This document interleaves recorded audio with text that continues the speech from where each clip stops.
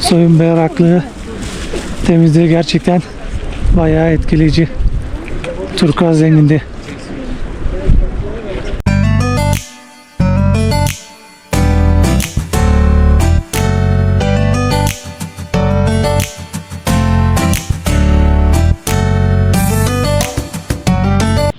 Herkese Karaz'dan selamlar, sevgiler dostlar. Bu hafta Alp Dağları'nın eteklerinde bulunan bu ufak kasabaya geldim. Normalde daha önce buraya gelip keşfetmek istiyordum. Bir türlü fırsat bulamamıştım. Bu hafta geldim. Gerçi burada öyle çok turistik bir yer yok. Sadece Alp Dağları'nda bulunan birkaç lagün var.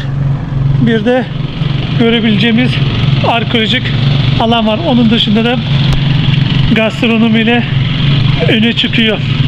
Şimdi şehre yeni geldim. Otele doğru gidiyorum. Üstümü vesaire değiştirip daha sonra bir tur firması bulup Alp Dağları'nda görmek istediğim birkaç lagün var. Eğer hazırsanız Karaz macerası başlasın o zaman. Karaz'ın ana meydana geldim. Yani Plaza de Armas. Burada tur firması baktım fakat bulamadım. Sadece bir kişi buldum. O da şunu söyledi. Laguna Paron, yani gideceğimiz lagün çok ağır yağmur sebebiyle kapanmış, gidemiyoruz. Farklı bir lagün söyledi. Onun için de bugün çok geç. Yarın bakacağız. Umarım gidebiliriz. Yani buraya gelme sebebim buydu. Gidemezsek kötü olur. Yapacak bir şey yok. Şu karşıda da tarihi kilise bulunuyor. Burada da böyle bir anıt var. Şu karşıda da dağlarda bulutlar çökmüş. Hava biraz kapalı. Karaz'da Ankaş bölgesine bağlı Alp Dağları'nın yanı başında yer alıyor. Küçük ufak bir kasaba. Yani şehirde Quechua halkı dedikleri çok o tarzda insanlar gördüm. Hatta sabah kahvaltı yaparken de onlardan birisine denk geldim. Onlarla da sohbet yaptım. İyi insanlar, sıcakkanlılar yani. Hoşuma gitti. Bu aradan da 1,5 saat uzaklıkta bulunuyor. Buraya da zaten turlar Huaraz'dan geliyor. Bu meydanda bekleyip insanlarla toplayıp öyle gidiyorlar. Fakat bugün cumartesi olduğu için pek turu yok. Büyük ihtimalle pazar günleri daha çok oluyor. Bakalım yarın umarım bir tur buluruz. Hafta sonu insanlar da dinlendikleri bir alan yani. Hemen Peru'nun her yerinde görebileceğiniz meydanlar dostlar. Otelin bulunduğu cadde. Şu yukarıda mototaksiler bulunuyor. Plaza de Armas'e üst solise götürüyorlar. Menechos, Hoz. Şurada da Alp Dağları vesaire var. Şu aşağıda da yine bir cadde var. Oradan da mototaksiler arada sırada geçiyor. Benim kaldığım oda 2 kişilik yataklı oda söyledim. Daha konforlu ve güvenli oluyor. Burası da manzaramız. Şu karşıda Alp Dağları var. Şu karşıda da Çavundoğantar'ın da gördüğüm başlıklar ve figürler var. Bayağı dikkatimi çekti yani. Çiçekler vesaire. Sanırım yeni yapılmış oralar. Şurada da televizyon var kocaman. Netflix vesaire de izleyebiliyorsunuz. Fakat bayağı çok dikkatimi çekti. Bayağı lüks ve şıklıkta hazırlanmış yani. Işıklı aynası vesaire de var. Yani diğer Peru'da ziyaret ettiğim yerlerde böyle bir banyo görmemiştim. Bayağı güzel. Şurası da Laguna Paron. Yani burayı ziyaret edecektim fakat dediğim gibi bayağı yoğun yağmur yağdığı için yollar vesaire kapanmış. Oraya gidemiyoruz. Odanın hemen dışında bulunan bir oturma alanı. Orada da antika televizyon var. Yine buzdolabı vesaire de var. Eşyalarımızı saklamak için vesaire. Orada da su sebili koymuşlar. Akşamları bazen sular vesaire kesilebiliyor. Fakat size burada daha çok ilgimi çeken bir şey göstereceğim. Otel sahibi bunu Cusco'dan getirmiş. Cinli figür diyordu. Yani ben en son böyle İKA'da görmüştüm. Büyüyle uğraşan kişiler bu tarz bir şey vardı. Yani bayağı beni korkuttu. Dışarıya güneşe doğru bakıyor bir de. Bayağı ürkütücü. Fazla da uğraşmayalım. Başımıza bir şey gelmesin şimdi. Otelin en üst katı. Kahvaltı vesaire de yapabilirsiniz. Burada mutfak da var. Her türlü kullanabilirsiniz. Tamam, orijinal moche ve diğer kültürlere ait seramik, vazo, figürler vesaire bulunuyor. Tamamı da orijinalmiş. Şurada yine farklı bir figür var. Yerel pazara geldik. Bunlar da böyle buraya özgü ekmek çeşitleri. Burada da hediyelik eşyalar da var. Enteresan bir yer. Kahvaltı yapacak bir yer arıyoruz. Hazır gelmişken de size bu göstereyim dedim. Şöyle enteresan şeyler de satıyorlar, sepetler vesaire. Sanırım şurada kahvaltı yaparız gibi. Maya'da bir şey var yani. Organik yumurtalar da var. Yine buraya özgü enteresan ekmek çeşitleri. ¿Esta es especial caras? Ah, sí, reciéncito llega. ¿Esta dulce? Salada, dulce son estos. Ah, ¿esta para desayuno? Sí, ¿Cuánto costó? 3 por un sol. 3 por un sol. Burada da böyle hayvan figürlü ekmekler var. Enteresan. Fiyatları 5 soles. Burada da şeker. Sí, sí. Ah, okay. Bu da 5 soles şekerli. Küçükleri de var. 1 soles. Gerçekten enteresan ürünler var. Muchas gracias señorita. Küçük bir yerel pazar.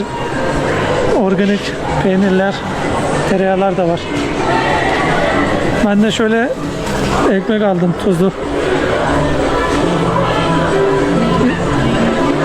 Fakat kahvaltı yapacak pek bir yer yok. Geç geldiğimiz için her yer kapanmış. Ha, yemek alanı burası. Tabii kapanmış. Şimdi pazarda kahvaltı yapacak bir yer buldum sonunda. Şöyle kendime aviçe dedikleri buraya özgü bir sopa var. İçinde yumurta, makarna, tavuk göğsü söyledim. Yanına da şöyle motor veriyorlar. Fiyatı da 15 lirası. Bir de kendime şöyle ekmek almıştım buraya özgü. Şansıma son dakika bir gelişme yaşandı. Kaldığım oteldeki otel sahibi bana bir tur numarası vermişti. Sabah onu aradım fakat ulaşamadım. Şimdi o kişi beni aradı. Yunga'ya gidiyorum. Yunga'da onunla buluşup sonra o göreceğim 2 tane lagun var dediler. Onları göreceğiz. Böyle de Karaz'dan Kolektivo dedikleri bir tarzda otobüsler kalkıyor. Yunga'ya kadar gidiyor. Fiyatı da 3 soles. Bu arada da gidiyorlarmış. Fiyatı da 10 soles. Tur firmasını bekleyeceğim yere geldim. Hatta size şöyle etrafı da göstereyim. Burası da Campo Santo Yungay diye geçiyor. Açıklamasını da yapmak gerekirse burası tarihi bir anıt mezarlık. 31 Mayıs 1970 tarihinde meydana gelen Büyük Huascar'ın depremi ardından gelen heyelan sonucu tamamen yok olan eski Yungay kasabası üzerine inşa edilmiş. 7.9 büyüklüğünde deprem. Yani bayağı da büyük. Hatta şu karşıda da gözüküyor. İsa heykeli ve mezarlıklar orada. Bayağı da büyük yani. At dağların yanı başında bulunuyor. Yani 20 binden fazla kişi de hayatını kaybetmiş. O mezarlığın yukarısına kaçabilen 300 kişi sadece sağ kurtulmuş.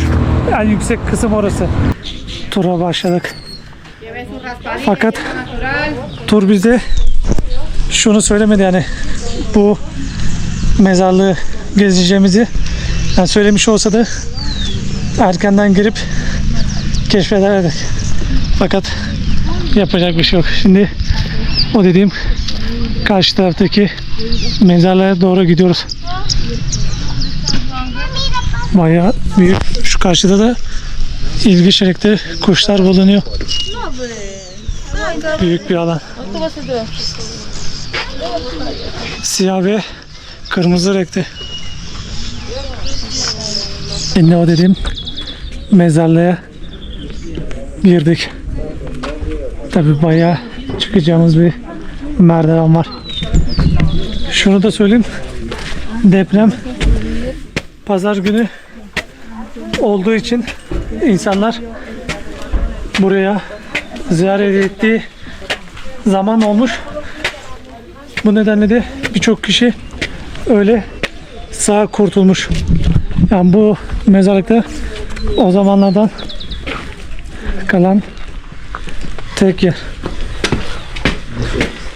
Biraz daha çıkınca daha iyi gösterebilirim. Tabii yine aktif olarak kullanılıyor bu mezar. Hafta sonları insanlar yine çiçek bırakmak için geliyor.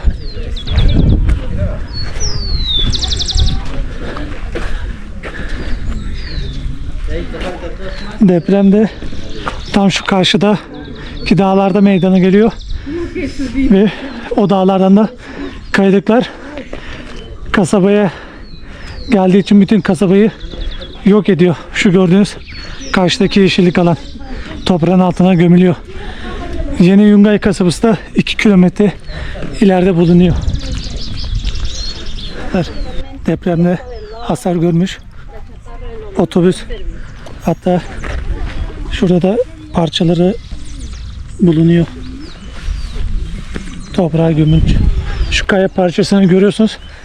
O kadar büyüklükteki kaya parçaları karşıdaki dağlardan kasabaya düşmüş.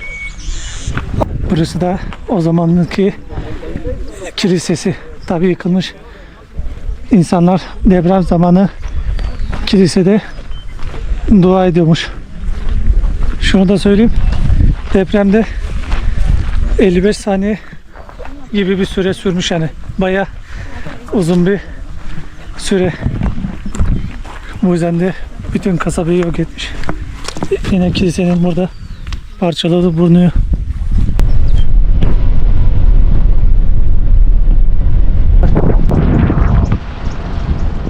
At Dağları'na geldik. Göreceğimiz laguna da Çinakoça diye, fakat birkaç daha laguna bulunuyor Yanakoça diye. Onları da göreceğiz. Şu karşıda da Karlı Dağlar.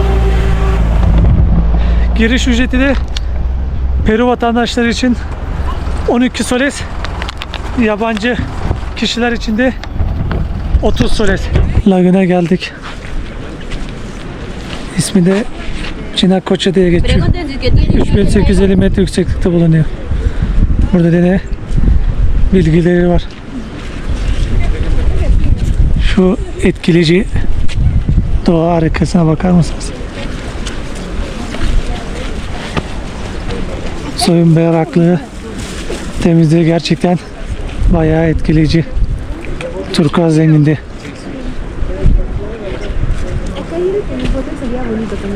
Lagunun içinde botlarla tur yapmak isterseniz de fiyatı 10 soles.